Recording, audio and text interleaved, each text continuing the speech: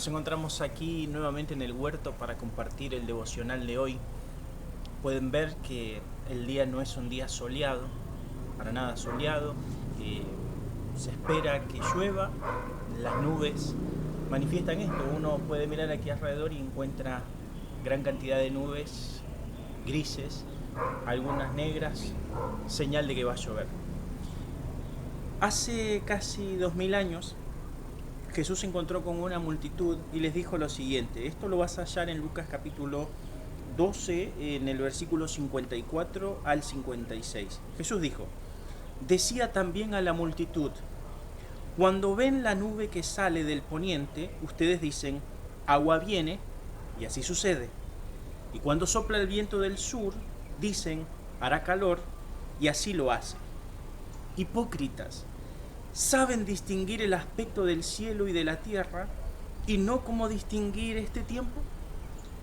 En el pasaje de Mateo 16, que Jesús está haciendo esta aclaración, pero desde la óptica de Mateo, Mateo dice que ellos fueron reprendidos por Jesús porque conocían las señales del cielo, pero no la de los tiempos que estaban viviendo.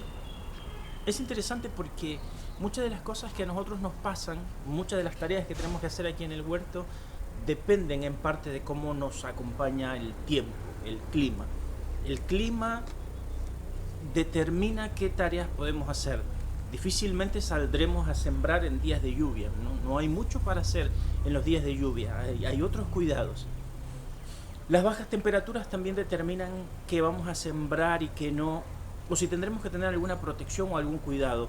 Para nada podría sembrar con un clima que tiene heladas, menos 1 grado, menos 2 grados, sembrar una planta de tomate o de zapallo, porque la tierra necesita tener una temperatura de 21 grados. El clima determina lo que hacemos. En el tiempo de Jesús está hablando con gente que tenía esta idea de conocimientos de clima. Ellos miraban el cielo y decían, las nubes dicen que va a llover, y llovía. O decían, va a ser buen tiempo, va a ser calor, el viento que sopla viene del sur, contrario a nosotros, como saben, están del otro lado. El viento del sur trae calor. Para nosotros el viento del sur trae frío. Trae calor. Y el viento traía calor y hacía calor. Jesús dice, ustedes se han vuelto expertos en conocer los tiempos, cómo funciona, por las nubes, por el viento, entienden todo. Pero las señales de los tiempos que están viviendo no las entendieron. Ellos no pudieron entender que tenían delante de ellos al Mesías prometido. Aquel que había sido profetizado desde el Génesis, ahora estaba entre ellos.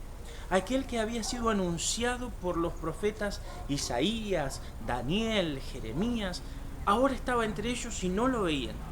Aquel que aparece en los Salmos, no lo veían. Dice literalmente que Jesús, cuando está en el camino a Emaús, después de que ha resucitado, y algunos de los discípulos que iban por ese camino iban un poco tristes, porque parecían no entender el hecho de la resurrección, dice que Jesús les abrió las Escrituras y les mostró por medio de Moisés y los profetas lo que se decía de él. Es decir, toda la Escritura manifiesta y revela a Cristo. Y los días de esa primer venida de Cristo ahora estaban delante de los ojos de ellos y ellos no podían notarlo. Tenían a Dios delante de ellos y no podían notarlo. Tenían la oportunidad de recibir todo lo que Dios les había prometido, pero no lo vieron. Han pasado casi 2000 años desde ese acontecimiento y desde esa reprensión de Jesús.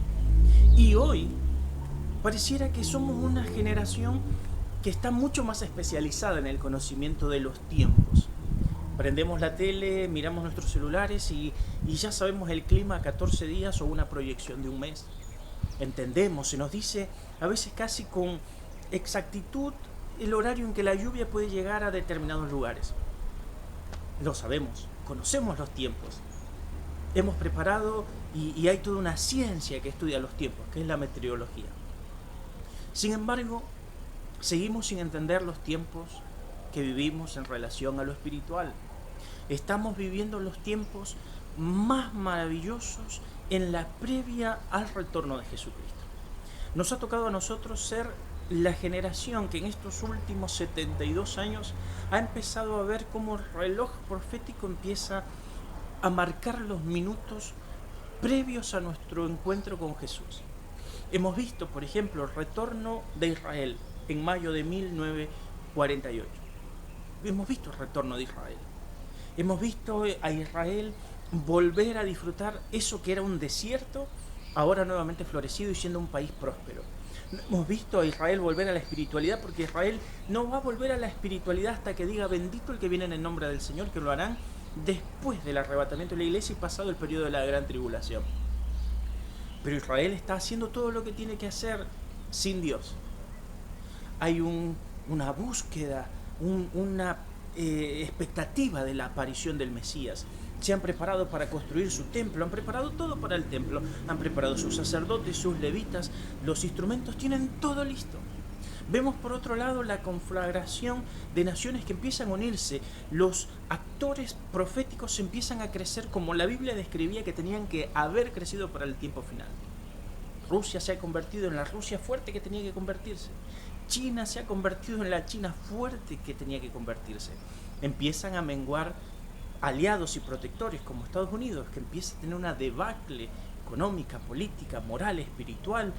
Todo esto nos hace notar mucho más, junto con la apostasía, que es señal de los últimos tiempos, con el avance tecnológico, que es señal de los últimos tiempos, con el enfriamiento del amor de muchos, que es señal de los últimos tiempos. Todas estas cosas nos hacen ver que estamos en el tiempo previo al arrebatamiento de la iglesia, en el tiempo previo de la aparición de aquel que va a ocupar ese lugar llamado Anticristo. Estamos en esos tiempos previos. Pero mientras tanto, así como en los días en que Jesús estaba delante de la multitud no lo notaba. No notaban que Jesús estaba delante de ellos, que el cumplimiento profético se estaba dando delante de sus ojos. Así hay gente que al día de hoy no entiende lo que está a punto de suceder. Están ensimismados en sus problemas. Esta pandemia ha traído varios problemas, pero una de las cosas que ha traído también es el enfriamiento, las puertas de los templos cerradas, los creyentes se han relajado, muchos no pueden compartir un culto virtual, muchos no tienen ninguna tarea que hacer en este tiempo, sienten que no tienen nada para hacer. Estamos viendo que el cumplimiento de lo que la Biblia decía se está dando en nuestros ojos. Por eso quiero y debo cerrar preguntando, ¿estás entendiendo los tiempos que estamos viviendo? Porque el tiempo de nuestro encuentro con el Señor está cercano y el conocimiento del tiempo determina qué acciones tenemos, así como te decía, la temperatura y el clima determinan qué trabajos podemos hacer en el huerto. Así también el conocimiento de que estamos en los tiempos previos al encuentro con el Señor determinarán qué tareas estamos haciendo. Si tú piensas que el Señor está lejos, no harás nada. No te apurarás, no te preocuparás porque el encuentro con el Señor está lejos. Pero si tú entiendes que el tiempo está cercano y que el encuentro con el Señor está cercano, empezarás a ocuparte de hacer todo lo que como siervo o sierva de Dios tenemos que hacer. Espero que entiendas este tiempo. Espero que reacciones, que despiertes, que el Espíritu Santo te hable y que empieces a notar lo que está pasando. Porque el notar y el conocer el tiempo determina qué podemos hacer. Este tiempo es tiempo de servicio, es tiempo de actuar, es tiempo de empezar a cegar. Recuerda, el tiempo de la cosecha ha llegado, ya los campos están listos. Y si no recogemos la cosecha se echará a perder. Que Dios te bendiga, comparte el devocional y te esperamos mañana, 10:30 am, hora de Buenos Aires, para compartir otro devocional con nosotros. Que Dios te bendiga.